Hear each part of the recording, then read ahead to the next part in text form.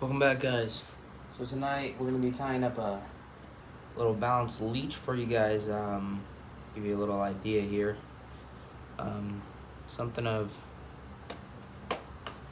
this nature here. It's actually a perfectly balanced fly, right parallel from your line, and this one is in olive. So we're gonna be tying that up for you guys and showing you guys step by step how to approach this. It's a very different fly pattern if you've never tried it for yourself. It is definitely a decently complicated setup. So with the camera zoomed in, let's go ahead and start tying. So, material list. What you're gonna do first of all is you're gonna have to go to your local craft store, or some fly shops sell these, but they're satin pins. Number on here is 16900, size 17 through 1 1/16 of an inch, 26.99 millimeters. So pretty much satin pins. Majority of them work. This is a, what is this? I think this is a 5/16 or a 5/32 Cyclops bead in silver, nickel. So you're gonna slide your bead on this satin pin, which is gonna help with balancing out this fly. It's called a balanced leech. So what you're gonna do is secure that on there, or just set that on there, and we're gonna take some of our cutters here. You don't want to use your normal scissors; it will dull out the blades, especially if you tie a lot of these. Take this and give it an ample snip down the middle, so you're left with just a little portion of the satin pin and the bead. Next, we're gonna get a 90-degree jig hook in a size 6.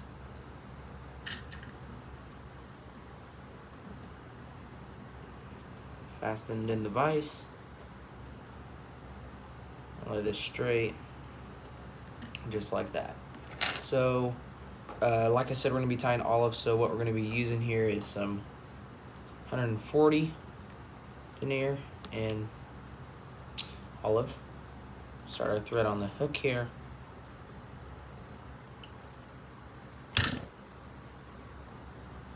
That was a little aggressive. Alright, snap our thread off, and like you saw us do in the first step, we're going to take our Cyclops bead to fit the size of our, I do a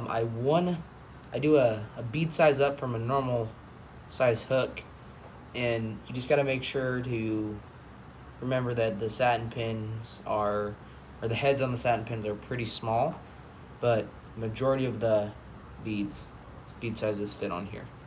And I do it backwards so it sinks in, becomes seamless, and we'll go ahead and tie this on.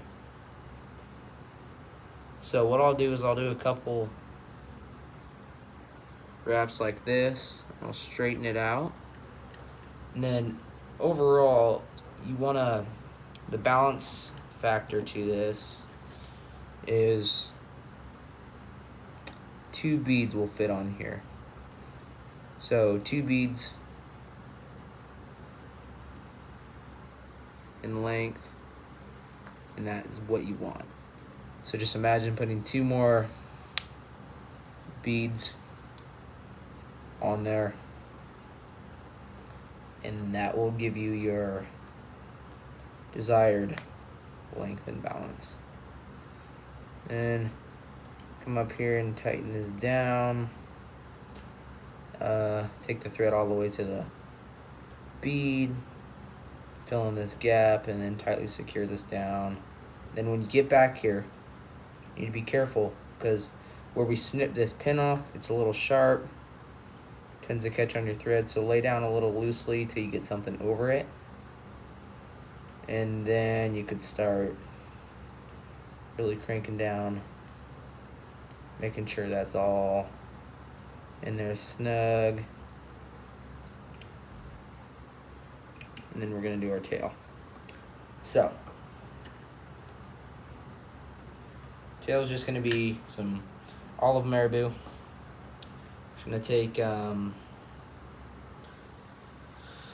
plume here. These are a bit longer than you would need.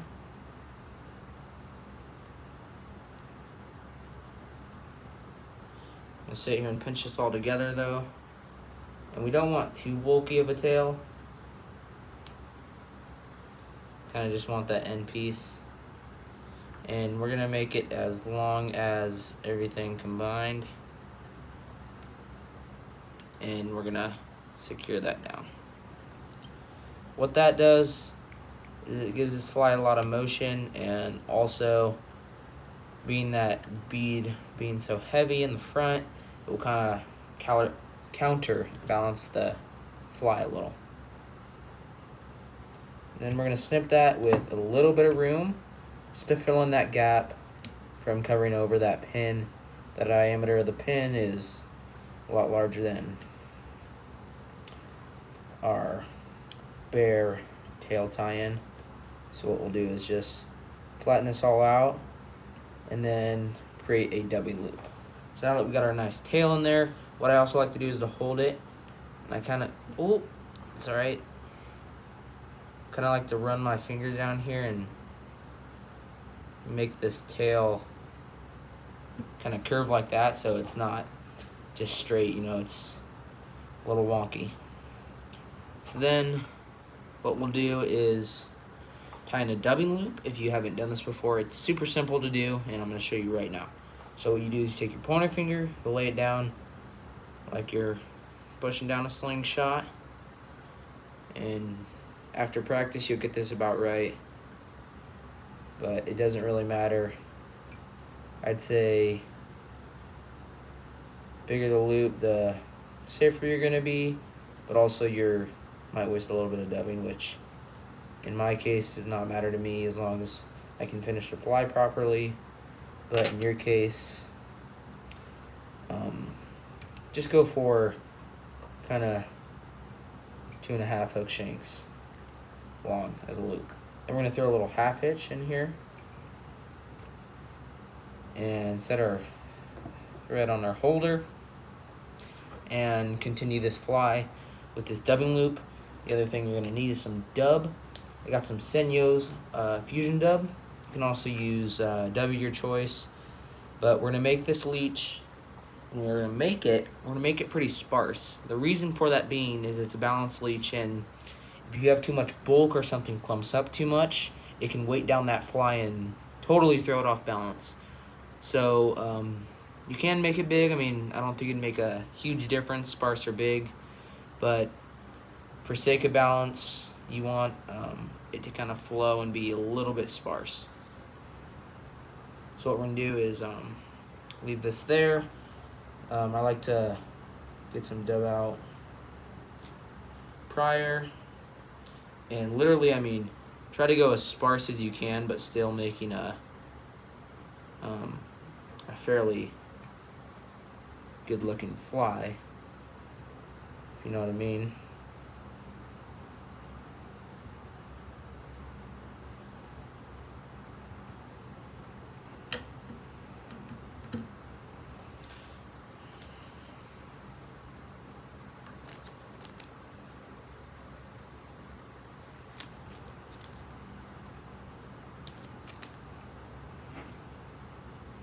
Just like that, and kind of even it out just like that. I mean, you can see that is a fairly sparse thing, and do not have a dubbing spinner, but anything that will spin, I mean, this is just a small carabiner and a wall hook.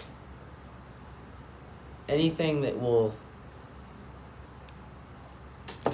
spin your thread and tighten it up together will work just fine. Dubbing spinners are kind of nice, especially if you're a bolt tire or just trying to lot of the same fly. So we'll spin this up till I think it's right.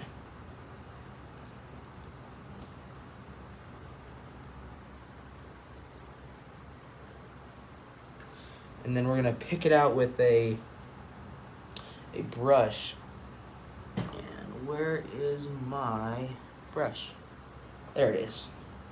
So by brush, I mean you can buy a dubbing brush, but some Velcro on the back of a toothbrush or marker, anything with a surface to attach Velcro to will do the job just fine. And occasionally you're gonna have to pick some out, just so you're still picking it out, not just rubbing against the fibers. So something of that nature. It's all picked out and fairly smooth. I'm gonna kind of get rid of the really long stragglies.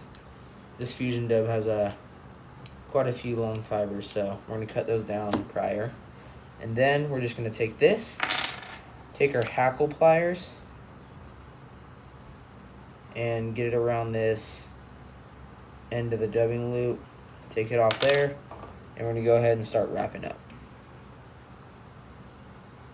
And don't worry about preening these back. I mean, you can a little bit, but it's not really the main goal. I mean, you can pick this out just at the end.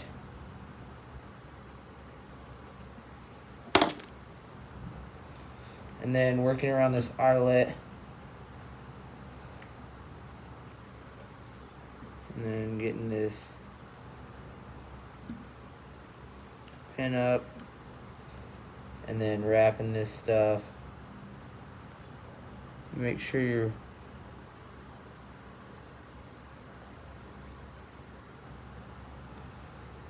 straight as possible.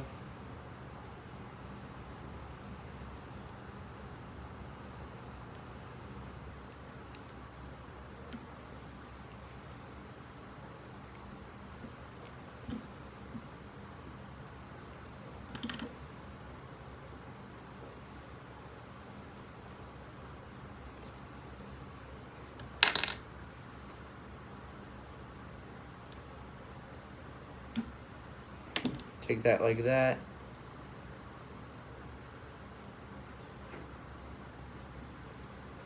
And then whip finish. So I'm sorry I kind of go a little quiet when I'm focused. But what we did there is after the dubbing loop, put dub in there, all that, and wrapped it up. And I mean, now what we're gonna do, we tied that material off and everything like that. Now what we're gonna do is brush these fibers back down towards the tail to complete the overall look of our fly. And brushing can be a little tricky.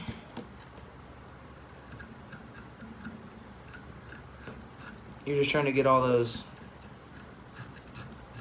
trapped fibers back out. And then this fusion dub does definitely run long.